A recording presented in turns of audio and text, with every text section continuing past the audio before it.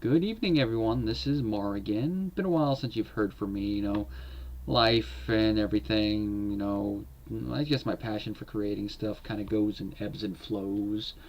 Although, been a while since I've done anything internet related when it comes to me speaking.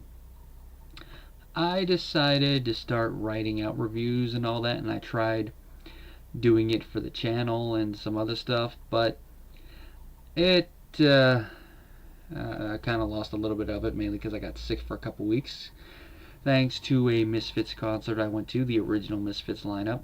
It was worth it though, because that was a fun night. And despite Danzig wanting nobody to be able to use their phones, some people basically said, fuck the police! Fuck the police! And ripped the cases off their phones and took pictures.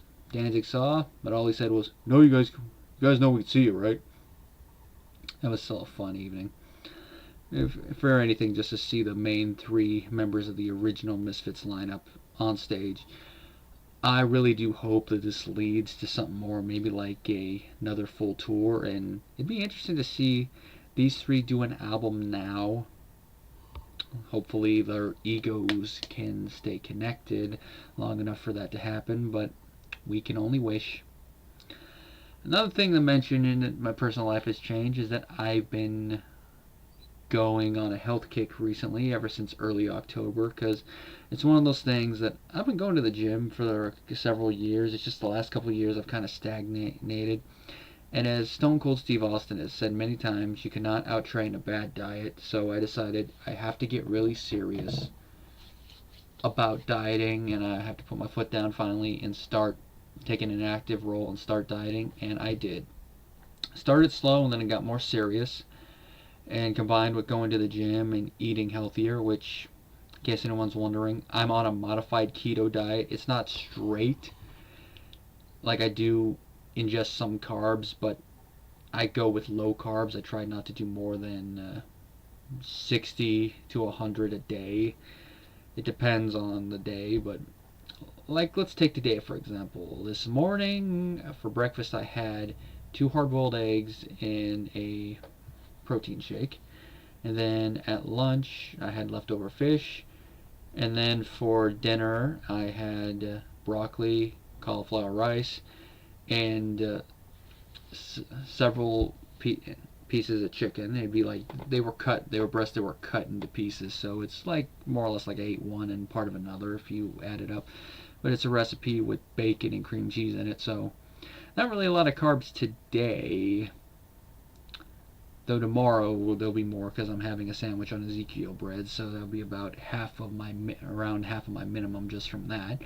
And if I don't need anything else, then there you go. I try to do a normal day like that, but I also am following some not really personal advice I got from listening to Stone Cold's podcast where he interviewed, I don't know if he's the actual creator of the keto diet, but one of the guys that popularized it, and that's what actually got me thinking, maybe I'll try this. And it's worked. Going from this, I am doing a cheat meal at least once a week. At first I was doing it like every couple weeks, but now, since I'm now more into it, I'm doing it once a week. Sometimes I might wait a couple weeks. And it's helping. I mean, it's refreshing my body so that my body doesn't crave the things too overly. And I don't go stir crazy, because part of the mentality of doing a cheat meal so that you don't get a major craving randomly and then ruin your diet every day. So basically you get a big craving out of the way, but you gotta, be within reason. Getting a whole chocolate cake and eating that all, and then you feel fat afterwards, and then you're like, oh, I feel so horrible. This is terrible. I'm the worst person.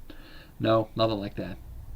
And it's worked for me, because when I started this, I clocked in at approximately 305 pounds. And at my most recent weigh-in, as of yesterday, which was Sunday, I clocked in at 274.4. So more or less, in the 3+ months that I've been on this diet, I have lost about 30 pounds. I'm quickly approaching my first goal. One of my first goals was to try to get to around 270 by my birthday, and I'm already almost there. I'm setting a small goal. Let's see if I can get to 265 by my birthday. I don't think I'll do it, but if I do, yay! My first major goal is to get back down to 260, which was what I weighed last time I lost a lot of weight before my grandfather died, emotional stress and all that, and boom. Well, after 260, my next goal is going to be 240, which will be below what I weighed when I wrestled in the 1 year of high school. I did wrestle, which was about 250. Then after that, I think 230 will be a good healthy weight. About around that time, I'll probably start getting a little bit more heavy into weightlifting, as in heavier weight, because then I'll start swapping out some of the fat and putting on some muscle. If I can help it, I don't want to get back above 250, but we'll see how things go. At least I know that if I get back down to that, I don't know if I'd want to get closer to 200. I mean, if you go by the body mass index scale, I would still be obese by that, but that's why I'm going to look more at body fat percentage. If I can get down to 230, depending on what the body fat percentage is, I'll be happy. If I still have to lose a little bit more than that, then go back down to 220, and then keep trying to get more muscle and all that. But one step at a time. Right now, I'm considering myself at increasing the strength of what muscle I do have, maybe increasing the size just a little bit, and of course losing the fat. And another thing that I'm doing a little different is last time I lost a lot of weight, I was doing cardio mainly on the bike, so it was slow cardio. Now I've been doing the treadmill and the elliptical along with the sauna, and I'm making my cardio better. And to add to it, I've actually done 2 days of 60 minutes on the treadmill since I started this diet. First time I did it was in November, and the second time I did it was yesterday. So it really takes a lot out of you, but I felt amazing afterwards. One of those things you're like, I feel I can go in at 5 Brock Lesnar and not have to worry about a damn thing. Woo!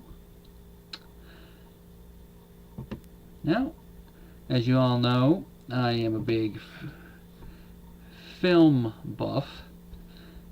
I mean, there are other, a lot of my friends on here are, but I really do love films. I've seen a lot of films lately. I saw Shape of Water. I really enjoyed it. I'm actually writing up a review for it, but just to get a little things out of the way, amazing monster effects. I really do hope the Academy Awards gives it a nomination. The acting from the main leads, all great along the board. Michael Shannon, so detestable. Our lead, even though she doesn't say a word outside of the fantasy sequence, really conveys everything. Doug Jones as our creature, excellent. And it's a shame this wasn't done by Universal, as far as I know, because this would have been the perfect film to be an official remake of Creature from the Black Lagoon. But even without that, it is a great unofficial reimagining of that concept. It takes the basic concept and turns it into a romantic film, which I don't mind. It's a little interesting reimagining of a Beauty and the Beast story. Also saw Ninja Turtles on the big screen, but I got a whole video dedicated to that coming out. Pretty soon I'm going to start revisiting a lot of the Marvel Cinematic Universe films, so I might actually start doing typed up reviews for those. As for how I might actually do some of those videos in the future, I don't know if I'm going to continue the narration thing I've been toying with, or maybe I'll just use that thing as a basic script and then, read, quickly look through it as notes, do off the cuff thing, and then edit it together all nicely. Let's see, one step at a time. Anyway, the Razzie nominations have come out, and they look very, very interesting.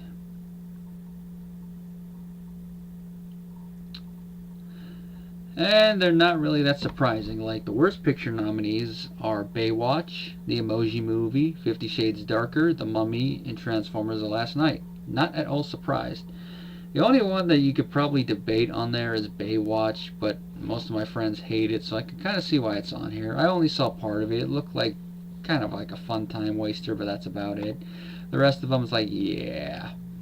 Worst director, Darren Aronofsky for Mother, Michael Bay for Transformers, James Foley for 50 Shades Darker, Alec Kurtzman for The Mummy, and Tony Leonidas for the Emoji Movie. No surprise there.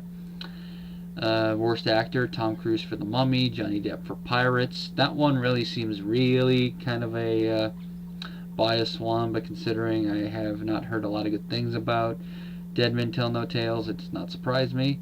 Jamie Dornan for 50 Shades Darker, Zac Efron for Baywatch, and Mark Wahlberg for Daddy's Home 2 and Transformers. Not surprised for any of these. For Worst Actress, Katherine Heigl in Unforgettable, Dakota Johnson for 50 Shades, Jennifer Lawrence for Mother, Tyler Perry for Boo 2 Medea Halloween, and Emma Watson for The Circle.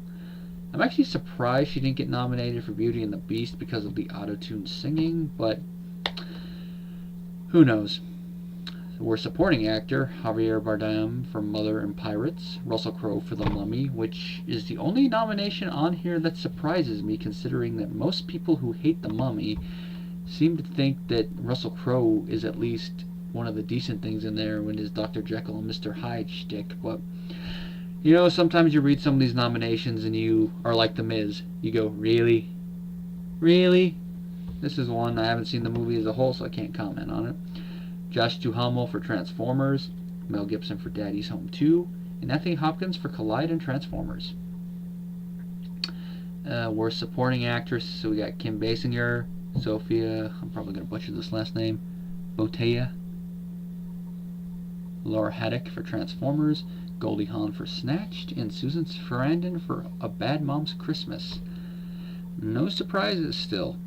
Worst prequel, remake, ripoff, or sequel, Baywatch, Boo 2, 50 Shades Darker, The Mummy, and Transformers. Once again, no surprises. Worst screen combo, this is where the things are going to get a little funny. Any combination of two characters, two sex toys, or two sexual positions for 50 Shades Darker.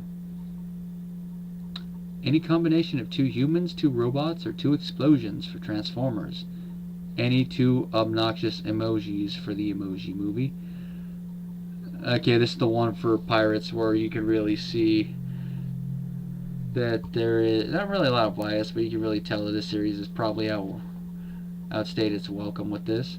Johnny Depp in his worn-out drunk routine. And for Boo, Tyler Perry in either the ratty old dress or worn-out wig. Wonder what Tyler Perry thinks of that.